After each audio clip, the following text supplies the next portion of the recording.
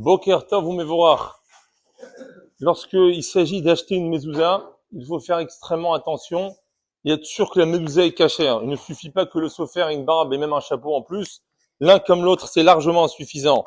Comme vous voyez ici, j'ai un grand paquet énorme, j'en ai encore un deuxième là-bas, plein de mezouzotes qui sont psoulotes. À la différence d'un Sefer Torah où il y a une erreur, on peut encore corriger.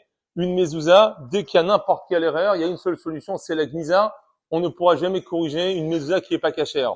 Donc il faut extrêmement faire attention à la cache-route des mezuzot. Et malheureusement, on voit trop souvent des Sefer Torah, des tfilines ou des mezuzot qui n'ont jamais été cachères parce que le vendeur, le sofer, a écrit quelque chose qui était pas soul. Donc, il faut être vigilant de qui on achète, qui est le sofer, qui est le vendeur, et être sûr et certain que c'est cachère.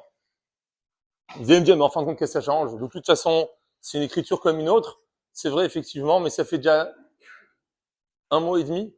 J'essaye d'envoyer un mail, mais j'ai oublié le petit point. .com, je l'ai pas mis. Et ça marche pas, il revient, à chaque fois il dit, votre destinataire n'existe pas. Et pourtant, c'est qu'un tout petit point. Donc, on voit que certaines fois, un petit point, même si on comprend pas pourquoi, mais ça ne fonctionne pas. Et quand il s'agit plus d'un petit point, c'est bien évidemment bien plus grave et important.